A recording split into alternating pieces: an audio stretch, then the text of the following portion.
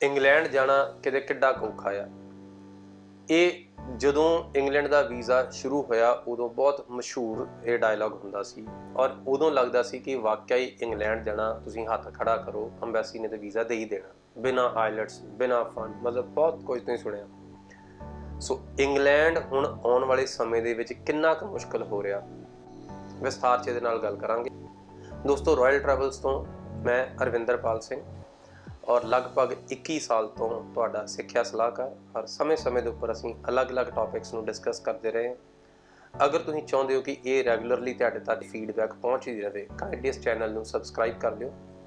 ਸੋ ਦੋਸਤੋ, ਇੰਗਲੈਂਡ ਦੇ ਵਿੱਚ ਬਹੁਤ ਕੁਝ ਚੇਂਜ ਹੋ ਰਿਹਾ। ਅਸੀਂ ਅਕਸਰ ਸੁਣਿਆ ਕਿ ਇੰਗਲੈਂਡ ਹੁਣ ਬ੍ਰੈਗਜ਼ਿਟ ਤੋਂ ਬਾਹਰ ਆ ਰਿਹਾ। ਯੂਰਪੀਅਨ ਯੂਨੀਅਨ ਦੇ ਨਾਲ ਨਾਤਾ ਸੀ, ਇੰਗਲੈਂਡ ਆਪਣੀਆਂ ਸਾਰੀਆਂ ਦੀਆਂ ਸਾਰੀਆਂ ਜ਼ਰੂਰਤਾਂ ਯੂਰਪ ਦੇ ਕੰਟਰੀਆਂ ਦਾ ਪੂਰਾ ਕਰਦਾ ਸੀ। ਸੋ ਹੁਣ ਸਮਾਂ ਇਹ ਆ ਗਿਆ ਕਿ ਇੰਗਲੈਂਡ ਨੇ ਯੂਰਪੀਅਨ ਯੂਨੀਅਨ ਦੇ ਨਾਲੋਂ ਨਾਤਾ ਤੋੜ ਲਿਆ ਔਰ ਜਦੋਂ 31 ਦਸੰਬਰ 2020 ਤੋਂ ਉਹ ਕੰਪਲੀਟਲੀ ਯੂਰਪੀਅਨ ਯੂਨੀਅਨ ਤੋਂ ਬਿਲਕੁਲ ਅਲੱਗ ਹੋ ਜਾਏਗਾ, ਉਦੋਂ ਬਹੁਤ ਸਾਰੇ ਰੂਲਸ ਦੀ ਇੰਪਲੀਮੈਂਟੇਸ਼ਨ ਆ। ਇਮੀਗ੍ਰੇਸ਼ਨ ਦੇ ਨਵੇਂ ਰੂਲਸ ਆ ਗਏ ਕਿ ਯੂਕੇ ਇਮੀਗ੍ਰੇਸ਼ਨ ਨਵੀਂ ਅਲਾਉ ਕਰ ਰਿਹਾ 1 ਜਨਵਰੀ 2021 ਤੋਂ, ਔਰ ਸਟੂਡੈਂਟ ਵੀਜ਼ਾ ਦੇ ਵਿੱਚ ਵੀ ਚੇਂਜਸ ਨੇ, ਜਿਹੜੀ ਨੈਕਸਟ ਇਨਟੇਕ ਜਨਵਰੀ 21 ਤੋਂ ਜਿਹੜੀ ਇਨਟੇਕ ਹੈ। ਸੋ ਸਟੂਡੈਂਟ ਵੀਜ਼ਾਸ ਦੇ ਵਿੱਚ ਕੀ ਤਬਦੀਲੀਆਂ ਇਹਦੇ ਵਿੱਚ ਆ ਰਹੀਆਂ ਨੇ। ਬੇਸਿਕਲੀ ਰਾਈਟ ਨਾਓ ਜਿਹੜਾ ਯੂਕੇ ਦਾ ਵੀਜ਼ਾ ਆ ਉਹ ਟੋਟਲੀ ਪੁਆਇੰਟ ਬੇਸਡ ਹੈ। ਯੂਕੇ ਵੀਜ਼ਾਸ ਐਂਡ ਇਮੀਗ੍ਰੇਸ਼ਨ ਨੇ ਅਨਾਉਂਸ ਕੀਤਾ ਪਿਆ ਕਿ ਅਗਰ ਤੁਹਾਡੇ ਕੋਲ 40 ਪੁਆਇੰਟਸ ਪੂਰੇ ਆ ਤੇ ਤੁਸੀਂ ਵੀਜ਼ਾ ਬੜੀ ਆਸਾਨੀ ਨਾਲ ਲੈ ਸਕਦੇ ਹੋ। ਸੋ 40 ਪੁਆਇੰਟਸ ਦਾ ਫਾਰਮੂਲਾ ਕੀ ਆ ਕਿ ਅਗਰ ਤੁਹਾਡੇ ਕੋਲ ਯੂਨੀਵਰਸਿਟੀ ਤੋਂ ਕੈਸ ਲੈਟਰ ਹੈਗੀ ਆ, CAS is confirmation of acceptance for studies, ਜਿੱਦਾਂ ਤੁਸੀਂ ਕੈਨੇਡਾ ਦੇ ਵਿੱਚ LOA ਲੈਟਰ ਆਫ ਅਸੈਪਟੈਂਸ ਲੈਂਦੇ ਹੋ, ਜਾਂ ਜਿਸ ਤਰੀਕੇ ਨਾਲ ਤੁਸੀਂ ਆਸਟ੍ਰੇਲੀਆ 'ਚ ECOE ਕਨਫਰਮੇਸ਼ਨ ਆਫ ਐਨਰੋਲਮੈਂਟ ਲੈਂਦੇ ਹੋ। ਸੋ ਇਸੇ ਤਰੀਕੇ ਨਾਲ ਜਿਹੜਾ ਫਾਈਨਲ ਡਾਕੂਮੈਂਟ ਆ ਜਿਹਦੇ ਨਾਲ ਅਸੀਂ ਅਪਲਾਈ ਕਰਦੇ ਹਾਂ ਉਹਨੂੰ ਕੈਸ ਲੈਟਰ ਕਹਿੰਦੇ ਆ। ਸੋ ਕੈਸ ਲੈਟਰ ਅਗਰ ਤੁਹਾਡੇ ਕੋਲ ਯੂਨੀਵਰਸਿਟੀ ਨੇ ਤੁਹਾਨੂੰ ਅਨਕੰਡੀਸ਼ਨਲੀ ਅਸੈਪਟ ਕਰ ਲਿਆ, ਤੁਸੀਂ ਆਲਰੇਡੀ ਫੀਸ ਪੇ ਕਰਤੀ, ਤੁਹਾਡੇ ਕੋਲ ਰਿਸਿਪਟ ਹੈਗੀ ਆ ਔਰ ਤੁਸੀਂ 30 ਪੁਆਇੰਟ ਤੁਹਾਨੂੰ ਇਹਦੇ ਅਲੱਗ ਤੋਂ ਮਿਲ ਜਾਣਗੇ। ਸੋ 10 ਪੁਆਇੰਟ ਤੁਹਾਨੂੰ ਮੇਨਟੇਨੈਂਸ ਦੀ ਕਾਸਟ ਹੈ। ਜਿਹੜੀ ਮੇਨਟੇਨੈਂਸ ਮਤਲਬ ਕਿ ਜਿਹੜੀ ਤੁਸੀਂ 1 ਸਾਲ ਦੇ ਵਿੱਚ ਲਿਵਿੰਗ ਐਕਸਪੈਂਸਿਸ ਜਾਂ ਜਿਹੜਾ ਤੁਸੀਂ ਉੱਥੇ ਖਰਚਾ ਕਰਨਾ ਹੈ। ਸੋ ਤੁਹਾਡੇ ਕੋਲ ਇਹਨਾਂ ਦੋਨਾਂ ਦਾ ਜੋੜ ਹੋ ਗਿਆ 30 ਪੁਆਇੰਟ ਤੇ 10 ਪੁਆਇੰਟ, 40 ਪੁਆਇੰਟ ਹੈਗੇ ਤੇ ਯੂਕੇ ਵੀਜ਼ਾ ਬਿਲਕੁਲ ਕਨਫਰਮਡ ਅੱਜ ਦੀ ਡੇਟ ਵਿੱਚ ਹੈਗਾ ਹੈ। ਸੋ ਜਿਹੜੇ ਸਟੂਡੈਂਟਸ ਬਿਨਾਂ ਆਈਲੈਟਸ ਤੋਂ ਇਸ ਟਾਈਮ ਜਾਣ ਦੀ ਸੋਚ ਰਹੇ ਆ, ਸੋ ਉਹ ਇਸ ਸਿਸਟਮ ਦਾ ਪਹਿਲੇ ਦਾ ਹਿੱਸਾ ਰਹਿਣਗੇ। ਸੋ ਤਬਦੀਲੀਆਂ ਕੀ ਆ ਰਹੀਆਂ ਨੇ ਜਨਵਰੀ ਇਨਟੇਕ ਦੇ ਵਿੱਚ?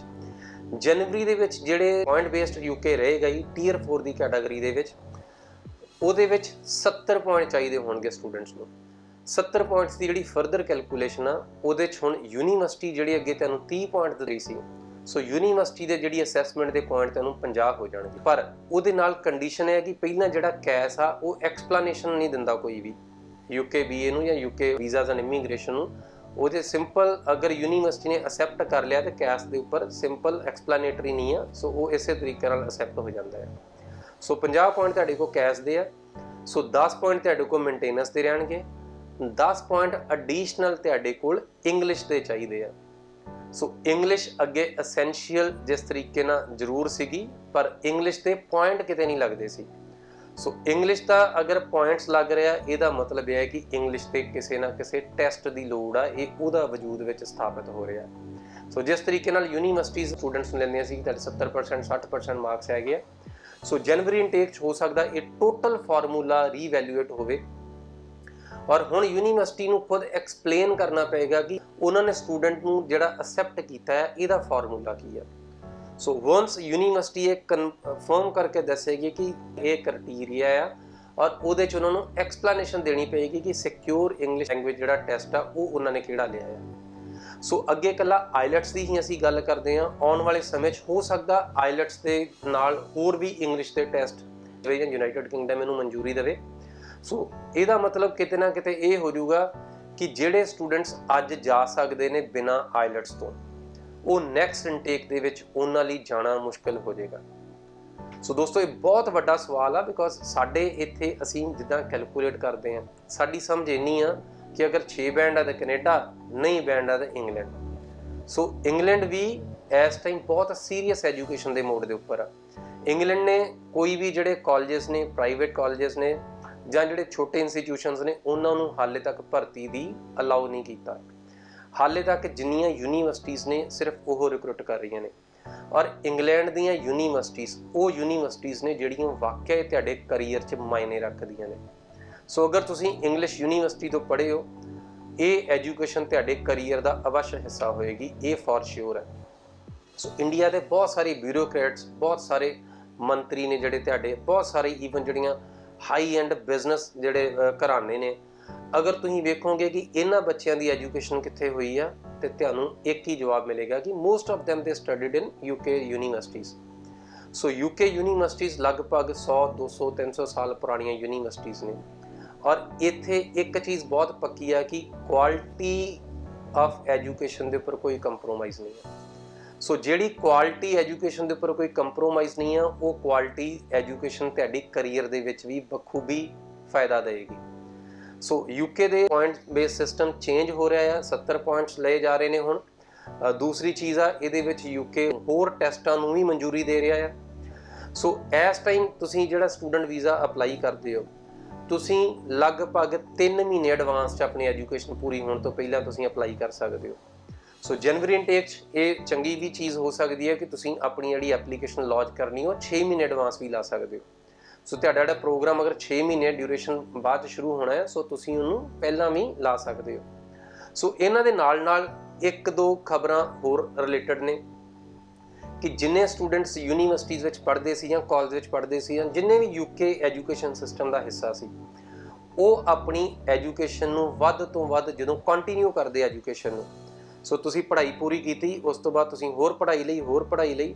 ਸੋ ਇਹਦੀ ਪਹਿਲਾਂ ਕੈਪਿੰਗ ਸੀਗੀ ਕਿ ਤੁਸੀਂ ਸਿਰਫ 5 ਸਾਲ ਪੜ੍ਹ ਸਕਦੇ ਹੋ। ਸੋ ਉਹ ਕੈਪਿੰਗ ਇਸ ਟਾਈਮ ਰਿਮੂਵ ਕਰਤੀ ਹੈ। ਔਰ ਇਹਦਾ ਮਤਲਬ ਇਹ ਹੈ ਕਿ ਅੱਗੇ ਤੁਸੀਂ ਹਾਇਰ ਐਜੂਕੇਸ਼ਨ ਤੋਂ ਬਾਅਦ ਕੋਈ ਲੋਅਰ ਐਜੂਕੇਸ਼ਨ ਵੀ ਲੈ ਲੈਂਦੇ ਸੀ ਤੇ ਚੱਲਦਾ ਸੀ, ਬਟ ਹੁਣ ਸੀਰੀਅਸ ਐਜੂਕੇਸ਼ਨ ਦਾ ਮਤਲਬ ਹੈ ਕਿ ਜਿਹੜੇ ਹੁਣ ਦੇ ਨਵੇਂ ਰੂਲਸ ਨੇ, ਕੈਪਿੰਗ ਕੋਈ ਨਹੀਂ, ਤੁਸੀਂ ਜਿੰਨੇ ਸਾਲ ਮਰਜ਼ੀ ਐਕਸਟੈਂਸ਼ਨ ਲੈ ਸਕਦੇ ਹੋ। ਪਰ ਫਰਕ ਕੀ ਪਿਆ ਕਿ ਹੁਣ ਜਿਹੜੀ ਤੁਹਾਡੀ ਪ੍ਰੀਵੀਅਸ ਐਜੂਕੇਸ਼ਨ ਆ ਔਰ ਜਿਹੜੀ ਤੁਹਾਡੀ ਪ੍ਰਪੋਜ਼ਡ ਐਜੂਕੇਸ਼ਨ ਆ, ਇਹਦਾ ਲੈਵਲ ਪਿਛਲੇ ਲੈਵਲ ਤੋਂ ਅਪ ਹੋਣਾ ਚਾਹੀਦਾ ਹੈ। ਸੋ ਅਗਰ ਤੁਸੀਂ ਬੈਚਲਰਸ ਕੀਤੀ ਹੈ ਤੇ ਮਾਸਟਰਸ ਲਈ ਨੈਕਸਟ ਤੁਸੀਂ ਅਪਗ੍ਰੇਡੇਸ਼ਨ ਲੈ ਸਕਦੇ ਹੋ। ਅਗਰ ਮਾਸਟਰਸ ਲਈ ਹੈ ਤੁਸੀਂ ਮੇਬੀ ਡਾਕਟਰੇਟ ਲਈ ਜਾਂ ਇੱਦਾਂ ਦੇ ਪ੍ਰੋਗਰਾਮਸ ਲਈ ਜਾ ਸਕਦੇ ਹੋ। ਸੋ ਜਿਹੜੇ ਲੋਅਰ ਪ੍ਰੋਗਰਾਮ ਸੀਗੇ ਉਹ ਇਸ ਟਾਈਮ ਅਲਾਉ ਨਹੀਂ ਕੀਤੇ ਜਾਣਗੇ ਨੈਕਸਟ ਇਨਟੇਕ ਤੋਂ। ਔਰ ਇਹਦੇ ਨਾਲ ਹੀ ਜਿਹੜੇ ਸਟੂਡੈਂਟਸ ਫਰਦਰ ਵੀਜ਼ਾ ਐਕਸਟੈਂਡ ਕਰਦੇ ਸੀ ਇੰਗਲੈਂਡ ਦੇ ਵਿੱਚ ਰਹਿ ਕੇ, ਉਹਨਾਂ ਲਈ ਇਹ ਲਾਜ਼ਮੀ ਸੀ ਕਿ ਜਦੋਂ ਵੀ ਤੁਸੀਂ ਵੀਜ਼ਾਸ ਦੀ ਐਕਸਟੈਂਸ਼ਨ ਕਰਦੇ ਹੋ, ਤੁਹਾਨੂੰ ਆਪਣੇ ਫੰਡ ਹਰ ਵਾਰੀ ਦਿਖਾਉਣੇ ਆ।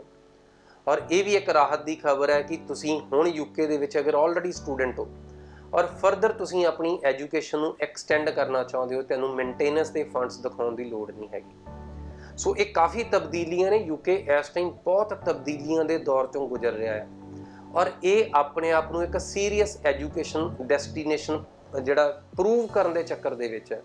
ਸੋ ਜਿਸ ਤਰੀਕੇ ਨਾਲ ਅਸੀਂ ਕੰਟਰੀਜ਼ ਦਾ ਨਾਮ ਲੈਂਦੇ ਹਾਂ, UK ਨੂੰ ਅਸੀਂ ਸੀਰੀਅਸ ਐਜੂਕੇਸ਼ਨ ਦੇ ਮੋਡ ਤੇ ਨਹੀਂ ਗਿਣਦੇ ਸੀ, ਬਿਕੋਜ਼ ਜਦੋਂ ਅਸੀਂ ਪੁਰਾਣੀ ਗੱਲ ਕਰੀਏ ਕਿ ਉਦੋਂ ਜਿਹਨੇ ਹੱਥ ਖੜਾ ਕੀਤਾ ਉਹ ਜਾ ਸਕਦਾ ਸੀ।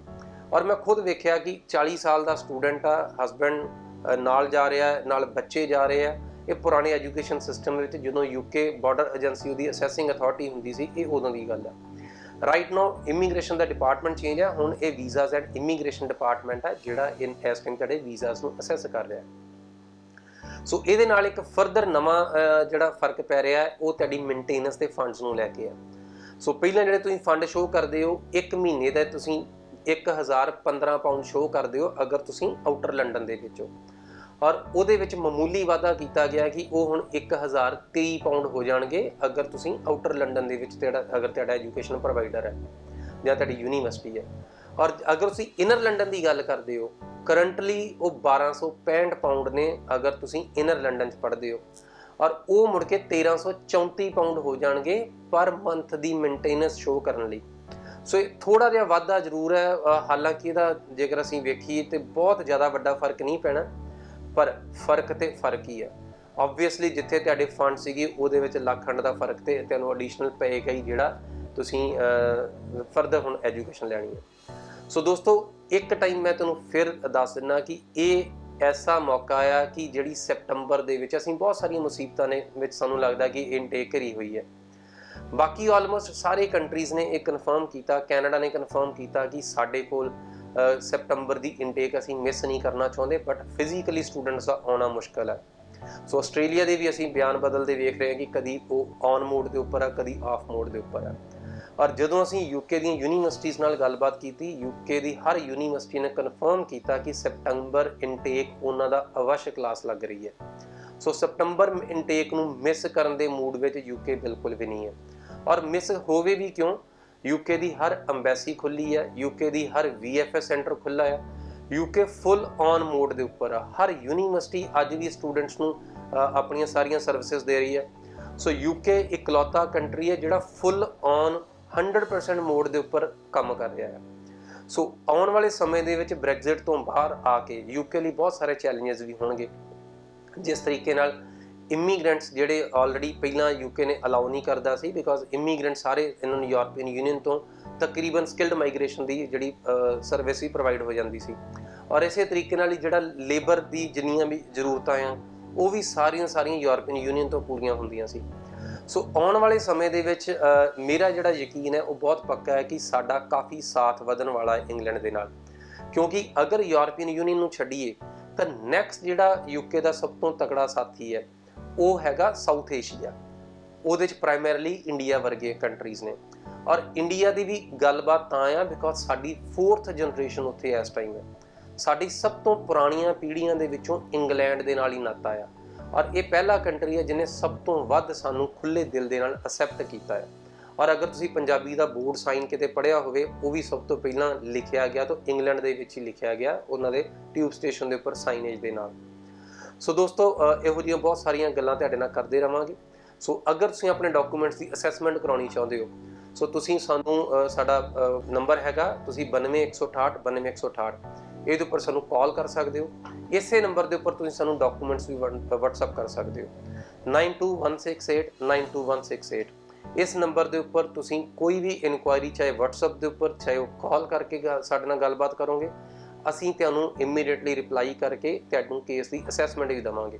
ਸੋ ਤੁਸੀਂ ਆਪਣੇ ਸਾਰੇ ਡਾਕੂਮੈਂਟਸ ਇਹਦੇ ਉੱਪਰ ਪਾ ਸਕਦੇ ਹੋ। ਔਰ ਇਸ ਤੋਂ ਇਲਾਵਾ ਇਮੀਗ੍ਰੇਸ਼ਨ ਤੇ ਟਰੈਵਲ ਟ੍ਰੇਡ ਦੀ ਕੋਈ ਵੀ ਜਾਣਕਾਰੀ ਚਾਹੁੰਦੇ ਹੋ, ਚਾਹੇ ਤੁਹਾਡਾ ਕੇਸ ਆਲਰੇਡੀ ਲੱਗ ਚੁੱਕਾ ਹੈ, ਚਾਹੇ ਤੁਸੀਂ ਕਿਸੇ ਲਈ ਉੱਦਾਂ ਹੀ ਸਲਾਹ ਲੈਣੀ ਹੈ, ਸੋ ਸਾਡਾ ਮਤਲਬ ਹੈਗਾ ਕਿ ਤੁਹਾਡੇ ਤੱਕ ਜਿਹੜੀ ਸਲਾਹ ਉਹ ਮੁਸ਼ਕਲ ਨਾ ਜਾਵੇ, ਐਜੂਕੇਸ਼ਨ ਇਨਫੋਰਮੇਸ਼ਨ ਤੁਹਾਡੇ ਲਈ ਮੁਸ਼ਕਲ ਨਾ ਹੋਵੇ। ਇਟਸ ਜਸਟ ਅ ਕਾਲ ਅਵੇ। ਸੋ ਕਾਲ ਕਰੋ 92168 92168 ਦੇ ਉੱਪਰ।